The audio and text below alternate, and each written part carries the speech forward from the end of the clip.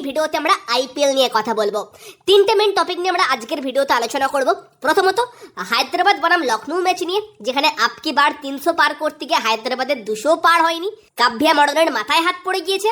Secondly আমরা আলোচনা করব Eden Gardens Kolkata Knight Riders pitch controversy. Thirdly কালকে ভীষণ একটা মাউথ ওয়াটারিং ম্যাচ কিন্তু হতে চলেছে, চেন্নাই সুপার কিংস বনাম Royal Challengers Bangalore. Last year মনে আছে কি হয়েছিল? আরসিবি জেতার পর আইপিএল জয়ের মধ্যে একটা সেলিব্রেশন হয়েছিল, চেন্নাই ফ্যানেরা সেটা খুব হ্যাপিলি নেয়নি। তো কালকের ম্যাচের পর রেজাল্ট যেদিকেই যাক না কেন, সোশ্যাল মিডিয়াতে আমরা ওয়ার তো দেখতে পেতে চলেছে। তো ইন্টারেস্টিং তিনটে টপিক নিয়ে আমরা আলোচনা করব। লাস্ট অব্দি দেখতে থাকো। আমাদের চ্যানেলে প্রথমবার এলে আমাদের চ্যানেলটিকে সাবস্ক্রাইব করে তার পাশের বেল আইকনটাকে অন করে দিও। তবে প্রথমে যদি ইডেন কেকেআর কন্ট্রোভার্সি নিয়ে আমরা কথা বলি, তো খুব ভালো লাগছে আজকে একটা বিষয়, যেই বিষয়টা নিয়ে শেষ 2 বছর 3 বছর ধরে আমি আলোচনা করেছি যে ইডেনের পিচ কেকেআরকে সাপোর্ট করছে না, অনেক ভিডিও বানিয়েছি। ফাইনালি আজকে গোটা ইন্ডিয়ান মিডিয়ায় সেই নিয়ে কথাবার্তা হচ্ছে এবং কেকেআর ফ্যানেরা রীতিমতো সোশ্যাল মিডিয়াতে কিন্তু ঝড় তুলে দিয়েছে, আগুন লাগিয়ে দিয়েছে। তো এই খবরটার একটু এনার্জি নিয়ে বলতে পারলে ভালো লাগতো, বাট শেষ 3-4 দিন যা শরীর খারাপ, ভাই কি বলবো, শুধু আইপিএল বলে ভিডিও বানাচ্ছি, তাই ভিডিওতে একটু এনার্জিটা কম থাকছে। তো যাই হোক, সেখানে কিন্তু কেকেআর ফ্যানেরা যেভাবে আর কি আজকে সোশ্যাল মিডিয়াতে সেমন, সিএবি, স্যাক, সুজন মুখার্জি শুরু করেছিল, ভাই সেটা রীতিমতো কিন্তু নাড়িয়ে দিয়েছে এবং সুজন মুখার্জির বক্তব্যও চেঞ্জ হয়েছে, বা যে জার্নালিস্টরা অন্যরকম বক্তব্য রাখছিল তাদের বক্তব্য দেখছি চেঞ্জ হয়েছে। তো অনেক কিছুই হয়ে গিয়েছে এই একটা দিন কেকেআর ফ্যানেরা সোশ্যাল মিডিয়াতে ওই ট্রেন্ড চালিয়ে। তো ব্যাপারটা সিম্পল ছিল যে ফার্স্ট ম্যাচের পর রাহানে বলেছিল ইডেনের পিচ যদি একটু স্পিনারদের সাহায্য করে আমি খুশি হব, আর উল্টো দিকে সেটাতেই সুজন মুখার্জি একটু বেশি রিয়াক্ট করে ফেলে যে আমি যতদিন আছি পিচ এরকমই থাকবে। আর এটা প্রথমবার না, আগের বছরও বলেছে, তার আগের বছরও বলেছে। অনেককে এটাও বলতে শুনছে যে লাস্ট বছর কেকেআর চ্যাম্পিয়ন হয়েছে তখন তো ইডেনের পিচ নিয়ে কিছু বললো না, লাস্ট বছরও এই নিয়ে কথাবার্তা হয়েছে, যখন 262 চেস হলো তখন অনেক কথাবার্তা হয়েছে। তো যাই হোক, সেখানে কিন্তু সুজন মুখার্জি তারপর মিডিয়ার সামনে এসে বক্তব্য রাখে যে আমি যতদিন আছি পিচ চেঞ্জ হবে না। তারপর আরো এক কাটি বেড়ে গিয়ে প্রশ্ন তোলে যে যদি আরসিবির স্পিনাররা বেশি উইকেট নিতে পারে, কেকেআর স্পিনাররা কেন নিতে পারেনি, রীতিমতো কেকেআর স্পিনারদের এবিলিটি নিয়ে প্রশ্ন তোলে। তবে এখানে আরসিবি স্পিনারদের মধ্যে ক্রুনাল 3টে উইকেট নিয়ে গিয়েছে, যে সোজা সোজা বলে উইকেট নিয়েছে, নর্মাল ব্যাপার সেটা। সেকেন্ড ইনিংসেও বরুণ চক্রবর্তী, সুনীল নারায়ণ উইকেট নিয়েছিল। রাহানে জাস্ট এইটুকু বলেছিল পিচ থেকে একটু স্পিন পেলে ভালো হয়।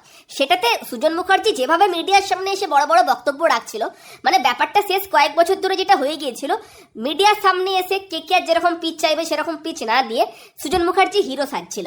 কিন্তু আজকে যখন এত ট্রেন্ডিং চলেছে ব্যাপারটা, তারপর কিন্তু তার বক্তব্যও চেঞ্জ হয়েছে। তো মেন টপিকে যদি আমরা ফিরে আসি, সুজন মুখার্জি তার কিন্তু বক্তব্য চেঞ্জ হয়েছে। এখন সুজন মুখার্জি কি বলছে যে ঠিক আছে কেকেআর টিম এখন রাস্তায় আছে, গুয়াহাটি থেকে কেকেআর মুম্বাইতে যাবে, সেখানে মুম্বাইয়ের সঙ্গে খেলা আছে। তো যদি কেকেআর ম্যানেজমেন্ট এসে আমার সঙ্গে বসতে চায়, আমি কথা বলতে রাজি আছি, কথাবার্তা বলে সেটা মেটানোর চেষ্টা করব, কোনো সমস্যা নেই। রাহানেকে আমি ছোট থেকে চিনি, আমি নিজে কেকেআরের সাথে খুব ভালো সম্পর্ক আমার প্রত্যেকের সঙ্গে, কোনো অসুবিধা নেই, এরকম বক্তব্য কিন্তু আজকে সুজন মুখার্জি রেখেছে, যার কালকে বক্তব্য সম্পূর্ণ ডিফারেন্ট ছিল।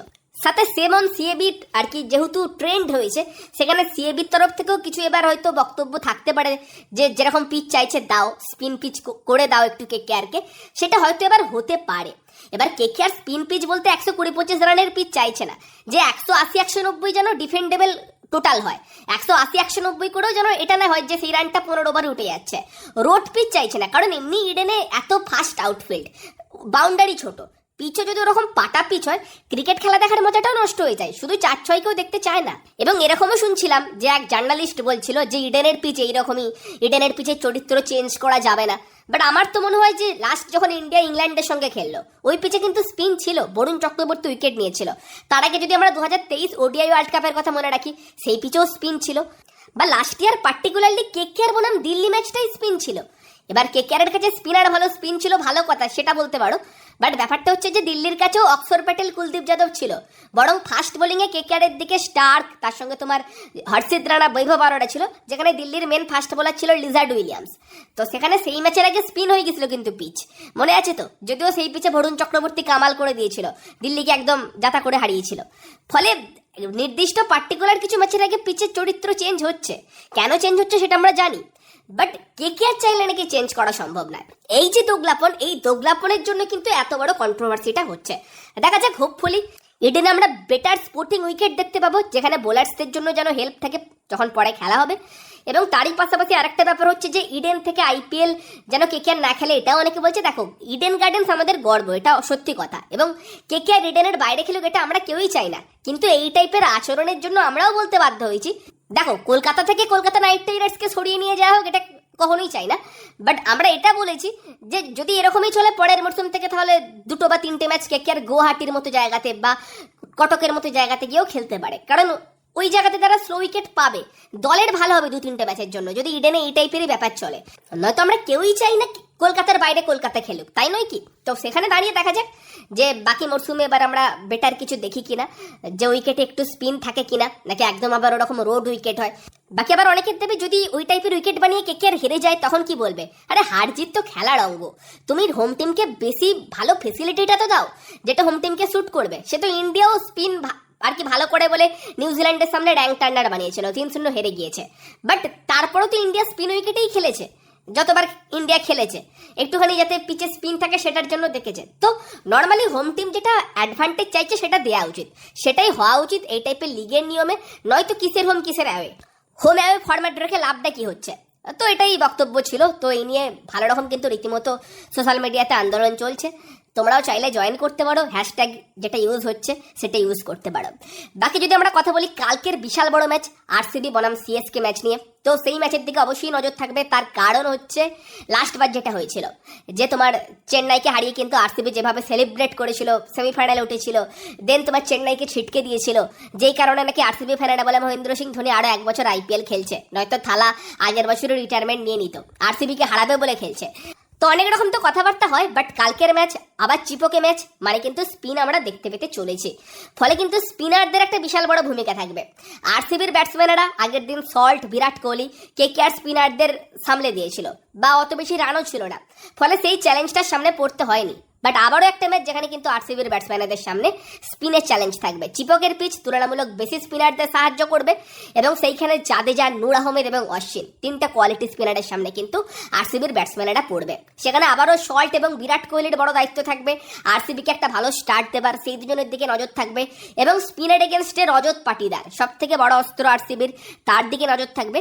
জিতেশ শর্মার দিকে নজর থাকবে। ইভেন জিতেশ শর্মাও কিছু এমন বক্তব্য রেখেছে, চেন্নাই ফ্যানেরা ওয়েট করছে তাকে ট্রল করার জন্য। বাকি কিন্তু ক্রুনাল পান্ডিয়ার মতো প্লেয়ারের দিকেও এই ম্যাচে বেশি করে নজর থাকবে। আর বাকি আরসিবির বোলার্সদের কথা বললে সেখানে ভুবনেশ্বর কুমার ফিরতে পারে বলে শোনা যাচ্ছে, তো ভুবির দিকে তাহলে নজর থাকবে। সুয়াস শর্মা, তার দিকে নজর থাকবে, এবং অবভিয়াসলি জস হ্যাজেলউড।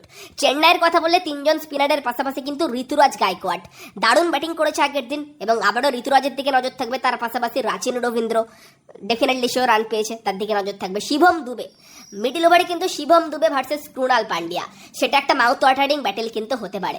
আগের দিন দুজন লেফট হ্যান্ডার রিঙ্কু সিং তার সঙ্গে ভেঙ্কটেশ আয়ার তাদেরকে আউট করেছে, তবে শিবম দুবের সামনে কি ক্রুনাল পান্ডিয়াকে আনার সাহস পাবে ক্যাপ্টেন রজত পাটিদার? সেই দিকেও কিন্তু নজর থাকতে চলেছে। ভীষণ একটা মাউথ ওয়াটারিং ক্লাস হতে চলেছে, ভীষণ একটা ভালো ম্যাচ হতে চলেছে। বিরাট কোহলি ভার্সেস মহেন্দ্র সিং ধোনি এই ম্যাচের ইউএসপি হতে চলেছে। তো তোমরা বলো এই ম্যাচ থেকে কি এক্সপেক্ট করছো, কমেন্টে জানিও।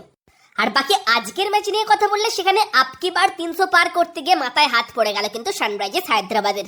মানে হায়দ্রাবাদের টার্গেট ওটাই ছিল, তারাও ভেবে নেমেছিল যে লখনউয়ের বোলিং কিছুটা সাধারণ আছে, আমরা 300 টার্গেট করি। বাট ব্যাপারটা হচ্ছে সেটা করতে গিয়েই 200 হলো না। কিন্তু একটা ব্যাপার ভেবে দেখো, বেশি দিন আগের কথা না, 4-5 বছর আগেও 190 রানটা কোনো টিম টি20তে করলে, আইপিএলে করলে আমরা ভাবতাম সেই টিমটা জেতার চান্সই বেশি। আর এখন 190 করে মনে হচ্ছিল হায়দ্রাবাদ তো এমনি হেরে যাবে। মানে এমন জায়গাতে চলে গিয়েছে, পিচগুলো এমন তৈরি হচ্ছে ইম্প্যাক্ট প্লেয়ার রুল এসে। তো সেটি আমরা দেখলাম যে 190 করেও কিন্তু ইজিলি হারতে হলো হায়দ্রাবাদকে। এবং হায়দ্রাবাদ 300 করতে নেমেছিল, কিন্তু হায়দ্রাবাদ কি জানতো যে সামনে এসে যাবে লর্ড শার্দুল ঠাকুর? লর্ড শার্দুল ঠাকুরই এরকমটা করতে পারে। অকসানে আনসোল্ড থেকে আইপিএল এর প্রথম 2টো ম্যাচে 6 ওভার বল করে 6টা উইকেট নিয়ে পার্পেল ক্যাপ হোল্ডার এখন। এবং আজকের ম্যাচে শার্দুল ঠাকুরই হায়দ্রাবাদকে ধসিয়ে দিল। প্রথমে পরপর অভিষেক শর্মা, ঈশান কিষানের উইকেট নেয়া, পরের দিকে সে কামিন্সের উইকেট নেয়া, তার সঙ্গে মোহাম্মদ সামির উইকেট নেয়া, 4টে উইকেট নিয়ে। তার সঙ্গে এলএসটির ইয়ং পেসার প্রিন্স যাদবের কথাও বলতে হবে, ব্রিলিয়ান্ট বোলিং করেছে। 4 ওভারে 29 রান দিয়ে 1টা উইকেট। সেই উইকেটটা কার? ট্রাভিস হেডের। ক্লিন বোল্ড করেছে ট্রাভিস হেডকে। যদিও হেড আগেও আউট হতে পারতো, রবি বিষ্ণুয়ের বলে ক্যাচ ফেলে দিয়েছিল নিকোলাস পুরান। তো সেখানে কিন্তু হায়দ্রাবাদের ব্যাটিং এদিন চলেনি। মোটামুটি হেড পরের দিকে এসে কিছুটা নীতিশ রেড্ডি, ক্লাসেন এবং অনিকেত ভার্মা খুব ভালো একটা ইনিংস খেলে, 13 বলে 36 করে। সেই সব করে 190 পৌঁছয়। যেই রানটা চেস করতে নেবে এডেন মার্করামের উইকেটটা তাড়াতাড়ি কিন্তু হারিয়ে ফেলেছিল লখনৌ। বাট মিচেল মার্স এদিনও ভালো খেলে, 31 বলে 52 করে। তবে নিকোলাস পুরান 26 বলে 70। এই টাইপের পিচে নিকোলাস পুরান যতক্ষণ থাকবে রান আসবে, এটা এক্সপেক্টেডই ছিল। এবং পুরান 26টা বলে খেলে 70 রান করে। তো পুরানি ম্যাচটা একদম নিয়ে চলে আসে। ঋষভ পন্থের ব্যাট এদিনও চলেনি, একটা ভালো 6 মারলেও 15 বলে 15 করে। পরের দিকে যদিও কিন্তু আব্দুল সামাদ তোমার 8 বলে 22 করে। ডেভিড মিলারটা নট আউট থেকে কিন্তু লখনৌকে ম্যাচ জিতিয়ে দেয়। প্রথম জয় তুলল লখনৌ সুপার জায়ান্ট। হায়দ্রাবাদ কিন্তু দ্বিতীয় ম্যাচে, যেখানে তারা হয়তো ঘরের মাঠে 300 টার্গেট করছিল, সেখানে তাদেরকে হারতে হলো। এবং সেই জায়গাতে দাঁড়িয়ে কিন্তু একটা বদলাও হয়তো লখনৌ সুপার জায়ান্ট নিল। লাস্ট ইয়ার কিন্তু লখনৌয়ের রান 9 ওভার 4 বলে তুলে দিয়েছিল হায়দ্রাবাদ। সেই ম্যাচেই বোধহয় সেই কন্ট্রোভার্সিটা হয়েছিল KL রাহুল, সঞ্জীব গোয়েঙ্কা। তো কিছুটা বদলা তো নিল। তো সেখানে দাঁড়িয়ে আজকের এই ম্যাচ নিয়ে কি বলবে, শার্দুল ঠাকুরের বোলিং নিয়ে কি বলবে, কমেন্টে জানিও। আর ভিডিওটা ভালো লাগলে ভিডিওটাকে লাইক করে দিও, শেয়ার করে দিও। আমাদের চ্যানেলে প্রথমবার এলে আমাদের চ্যানেলটিকে সাবস্ক্রাইব করে তার পাশের বেল আইকনটাকে অন করে দিও।